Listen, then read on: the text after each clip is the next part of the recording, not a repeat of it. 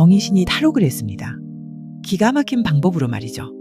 때마침 병원에 누워있던 서구환이 도주하다가 뺑소니 차에 치여 목숨을 잃는 사건이 일어나고 차수열은 정희신이 일부러 서구환을 노렸다고 단정하는데요. 여러분도 그렇게 생각하시나요? 그리고 정희신이 수열이의 집을 찾아왔습니다. 수열이를 본 정희신이 모성애가 발동해서 며느리가 궁금해서일까요?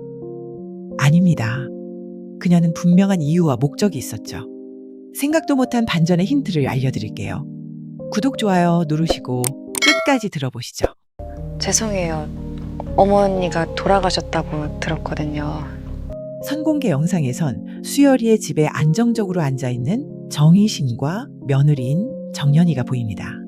정연이는 갑자기 찾아온 정희신에게 며느리로서 할 수 있는 공손한 말을 합니다. 엄마 얘기를 들은 적이 없어서 미처 찾아뵙지를 못했다는 그런 뜻이죠. 걔한테 난 없는 사람이니까. 정희신은 아들에게 자신은 없는 존재라고 생각하니까 괜찮다고 하는데요.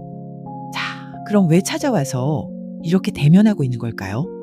첫 번째는 서구환이 정희신에게 했던 말을 생각해 봅시다. 두 번째는 정희신이 수열에게 했던 말을 정리해보면 이유가 나옵니다. 정희신이 서구환을 만났을 때 그가 실제로 살인하지 않았다는 것을 눈치채고 무시하는 듯 서구환을 자극했죠.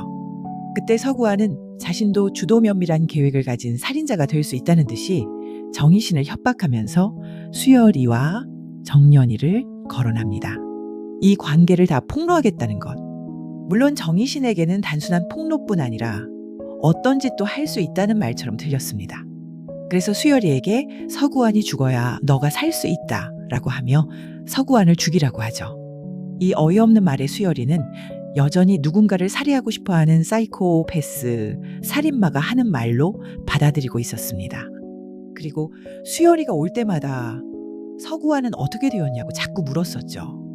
물론 그 때문에 서구환이 형사 김나희의 다소 어리숙한 대응을 비웃고 도망쳐 달아날 때 그를 차로 들이받은 사람이 정희신이라고 확신하게 되는 이유인 것은 맞습니다. 정희신에게 중요한 것은 서구환이 수열이와 정연이를 알고 있고 협박을 한다는 사실입니다. 서구환이 어떻게 해서 알게 되었는지 정희신은 추리했을 테죠. 정희신은 서구환이 자신과 접점이 없는 사람임에도 자기의 0번째 범죄까지 남편을 살해하고 우물에 넣은 사실까지 다 알고 있다는 것을 알았을 땐 그에게 정보를 준 사람이 따로 있다고 생각하죠. 그리고 수열이가 주변인들에 대해 물었을 때 박민재를 지목합니다. 늘 집에 드나들고 자신을 따랐던 박민재라면 자기를 보았을 수 있다는 것인데요. 물론 수열이에게 더 이상의 힌트나 깊은 연관성은 설명하지 않지만요. 정희신은 서구환에게 정보를 준 누군가는 분명히 주변인이었을 것이고 그 주변인은 지금도 수열이의 주변에서 항상 관찰하는 자 또는 자신의 신분을 숨기고 관계를 맺고 있는 자라고 생각했을 겁니다. 두 번째는 정희신이 수열이에게 거듭 묻는 내용을 보면요. 아내인 정연이는 자신의 존재를 알고 있냐? 설마 말한 건 아니지? 라고 하며 널 이해해 줄 수 있는 사람이냐고 물어봅니다. 정희신 생각에는 정연이가 의심할 만한 인물인지가 제일 궁금한 것이었을 것이고 그 다음은 수열이의 주변이란 정연이를 포함한 것이니까 정연이가 어떤 사람인지 또는 정연이를 통해 관계 맺은 사람이 있을런지 뭐라도 포착하고 싶은 것이었을 겁니다. 정희신은 이제 이 모든 연결고리를 본인 눈으로 확인하기 위해 1차적인 탈출을 시도합니다. 그리고 곧장 수열이의 집으로 갔죠. 서구환의 죽음은 지난번 영상에서 말씀드린 것처럼 진범이 노린 것이었습니다. 선공개에서 수열이는 정희신이 서구환을 노린 것이라고 맹목적으로 확신을 하는데요. 서구환을 노리고 있었어요. 정희신이 운전을 할 줄 알 거라고는 생각을 못했어요.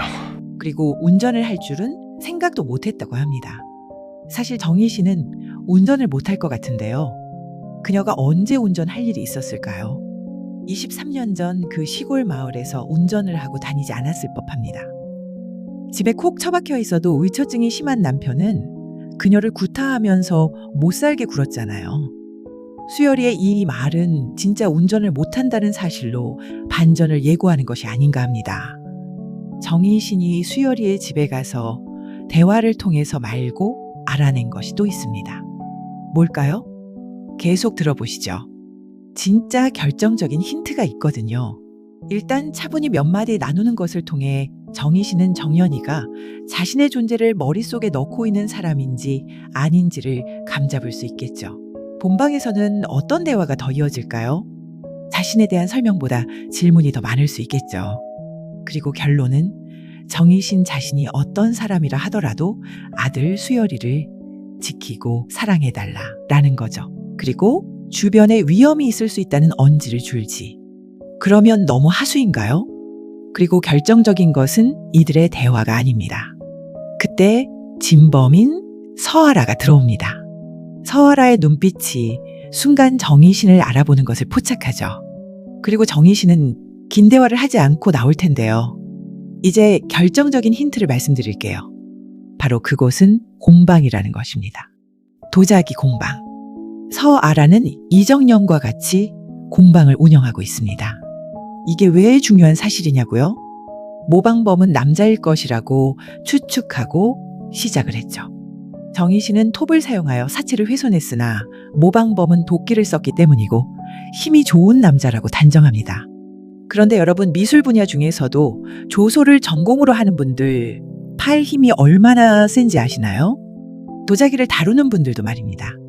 기본적으로 흙을 나르고 치대고 다루기 때문에 여자라 하더라도 그 악력이나 손과 팔의 힘이 근육으로 다져져서 예상보다 세답니다.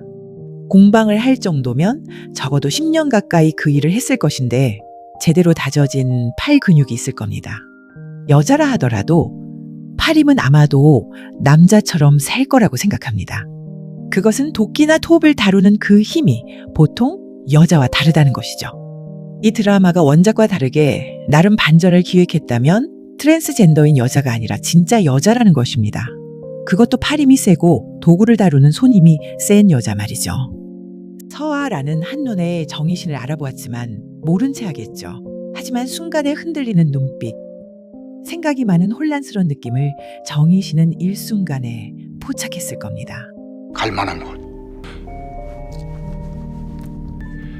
수열이가 급하게 생각나서 전화한 곳은 아내 정연이겠죠. 왜냐하면 정희신이 궁금해했던 인물은 딱 2명, 서구환과 정연이었으니까요. 서구환이 죽었는지 알고 있었을런지 몰라도 정희신은 아마도 추측은 했을 겁니다. 진범이 서구환을 없앨 거라는 걸요. 그러니까 정희신은 정보를 준 누군가가 있을 것이고 바로 박민재라는 거죠. 그리고 그 정보를 이용했던 진범은 서아라이고 서구환이 정희신을 추앙하도록 도움을 준 것도 박민재죠. 물론 서구환이 정희신을 만나 이러고 저러고 떠드는 바람에 진범인 서아라는 서구환을 없애고 자신이 아들인 것처럼 우쭐거리며 수열이를 도발한 박민재도 없애려고 합니다. 그래서 지난 영상에서 말씀드린 것처럼 박민재가 다음 타겟이 되는 것이죠. 여기까지 어떻게 들으셨나요? 깔끔한 전개를 위해 이 정도로 추리를 해보았습니다. 이제 절반이 진행되었으니까 본격적으로 빠른 전개가 펼쳐질 것이라 예상되는데요. 한 편도 놓치지 않고 따라가시길 바랍니다. 본방 사수하셔서 재밌게 보시고 저는 또 다음 얘기로 돌아오겠습니다. 오늘도 들어주셔서 감사합니다.